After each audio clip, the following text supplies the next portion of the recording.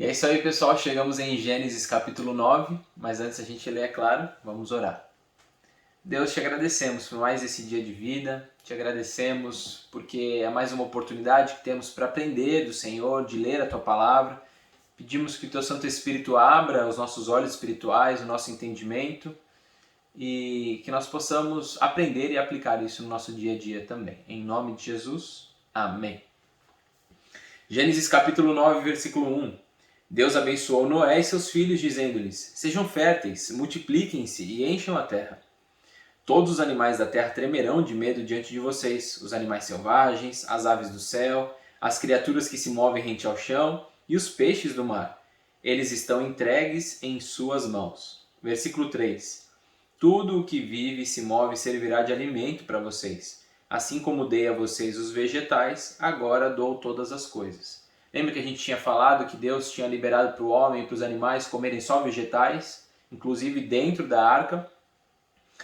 Agora Deus está liberando a carne também para ser comida. Então é nesse momento que o homem deixa de ser um ser 100% vegetariano e agora ele passa a ser um ser carnívoro também. A carne está liberada perante Deus.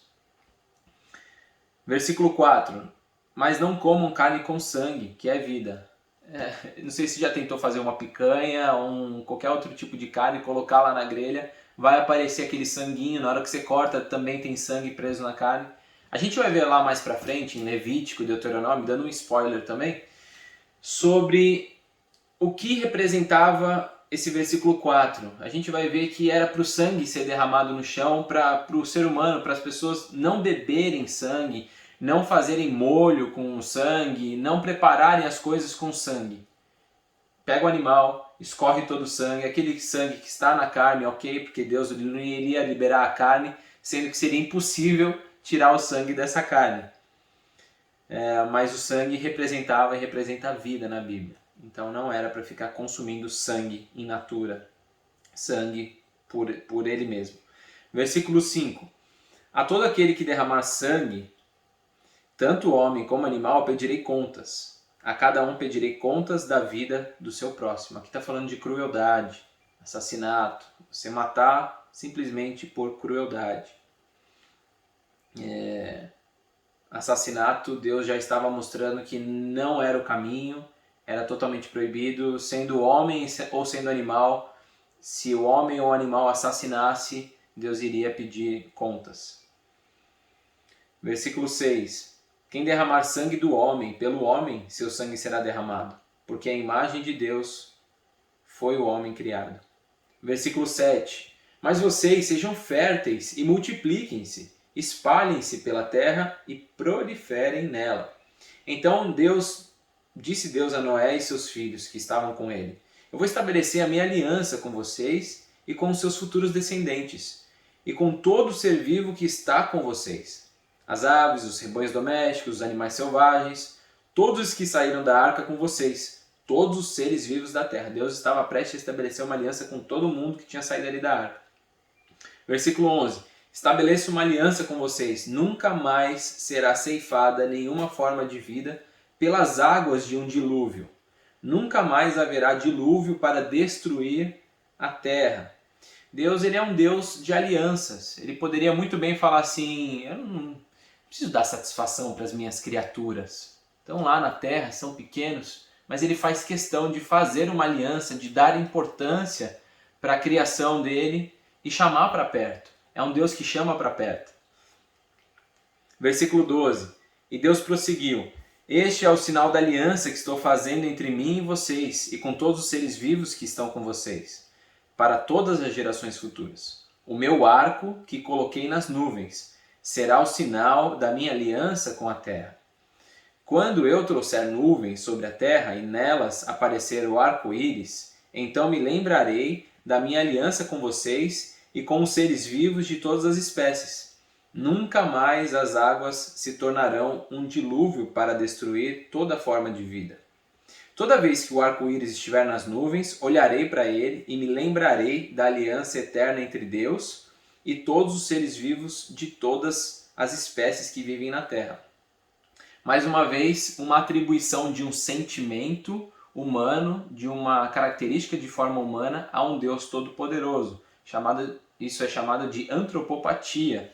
É claro que Deus ele não iria se esquecer e não precisava de alguma coisa para se lembrar, mas isso quer dizer que toda vez que o arco-íris estivesse no céu, era para o homem olhar para ele e saber que Deus nunca vai se esquecer da aliança e da promessa que ele mesmo fez.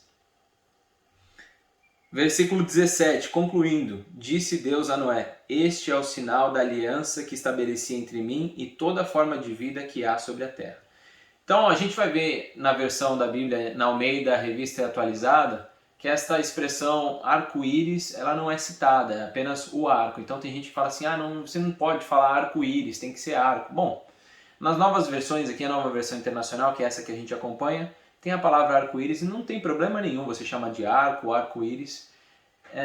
A gente só precisa entender que o que está lá no céu, aquele arco colorido, ele é uma aliança que Deus fez com o homem, com todos os seres vivos, que não destruiria mais a terra através de um dilúvio. Então, se esse símbolo está sendo usado para outro objetivo, isso não é bíblico. Esse é um símbolo, uma aliança feita entre Deus e o homem.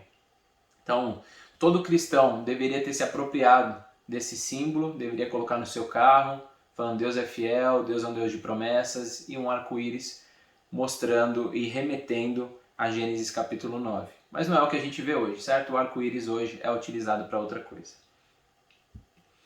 Versículo 18. Os filhos de Noé que saíram da arca foram Sem, Cã e Jafé. Cã é o pai de Canaã. Esses foram os 3 filhos de Noé, a partir deles toda a terra foi povoada. Versículo 20. Noé, que era agricultor, foi o primeiro a plantar uma vinha. Bebeu do vinho, embriagou-se e ficou nu dentro da sua tenda. Na Bíblia toda a gente não vai ver Deus proibindo o homem de beber bebida fermentada, bebida alcoólica. Isso não existe. Agora, essa questão de você perder o domínio sobre as suas próprias atitudes, isso é condenado na Bíblia toda. Você não pode perder o controle das suas atitudes, das suas ações, a ponto de você não ter mais responsabilidade sobre os seus atos. Lembra que a gente viu que cada um vai dar contas daquilo que fez?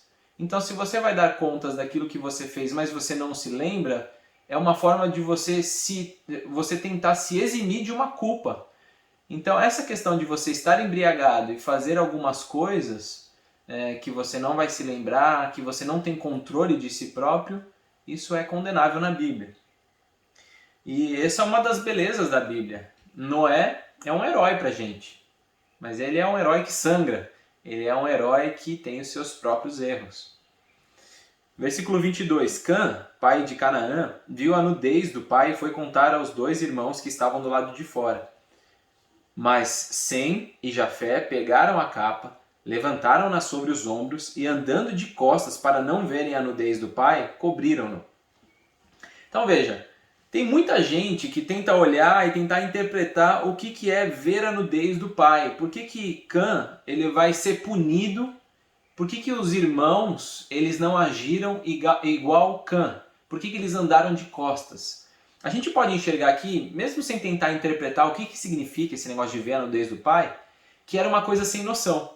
Os irmãos entenderam que eles tinham que andar de costas e não ver a nudez do pai. E Cã, ele não simplesmente viu a nudez do pai, mas foi lá para contar para os irmãos, de uma forma de talvez ridicularizar aquilo que o pai tinha feito. O pai errou, Cã foi lá e foi espalhar o pecado dele, foi contar, não sei se ridicularizou, tirou sarro do pai, mas os outros irmãos mostram pela atitude deles que Cã tomou uma atitude sem noção, uma atitude imprópria. Versículo 24. Quando Noé acordou do efeito do vinho e descobriu que o seu filho caçula lhe havia feito, disse: Maldito seja Canaã, escravo de escravos será para os seus irmãos. Disse ainda: Bendito seja o Senhor, o Deus de Sem, e seja Canaã seu escravo. Amplie Deus o território de Jafé, habite ele nas tendas de Sem, e seja Canaã seu escravo. Depois do dilúvio, Noé viveu 350 anos. Viveu ao todo 950 anos e morreu. Veja como uma atitude tão pequenininha causou uma consequência grande na vida de Cã. Mas a reflexão que eu gostaria de trazer hoje é justamente essa atitude de Cã diante de alguém que pecou. No caso, seu pai Noé. No versículo 24 fala que Noé acordou do efeito do seu vinho. Então, realmente ele estava sob efeito do vinho, não se lembrava de mais nada, estava talvez fazendo algumas coisas que em sã consciência ele não faria. E qual que deveria ter sido a atitude de Cã diante disso? Quando a gente está diante de alguém que pecou, a gente tem, às vezes, o que a gente vê por aí são duas atitudes extremas. Uma é, eu vou oprimir essa pessoa, eu vou acusá-la, eu vou fazer ela sofrer para que ela entenda que ela errou e eu me coloco numa posição de pessoa perfeita. A outra atitude, talvez no outro extremo, é aquela onde diz que Deus ele é amor, então ele permite que tudo aconteça e você pode fazer tudo aquilo que você quiser. Olha, Jesus ele é uma pessoa inclusiva, então você não precisa deixar o seu pecado para lá, porque ele vai te aceitar do jeito que você é e vai te aceitar inclusive com seus pecados. Pode continuar com a sua vidinha mais ou menos. Na verdade, o que eu vejo na Bíblia é um equilíbrio entre essas duas coisas, tanto nas Escrituras como um todo, tanto na vida de Jesus.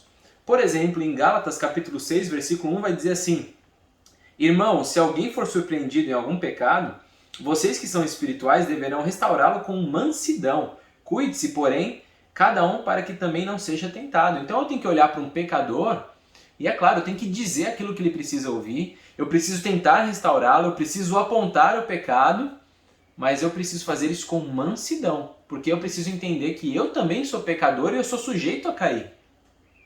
Agora, no caso de Jesus, o que ele faria com um pecador? Vem cá que eu vou te abraçar e continua fazendo a mesma coisa forever.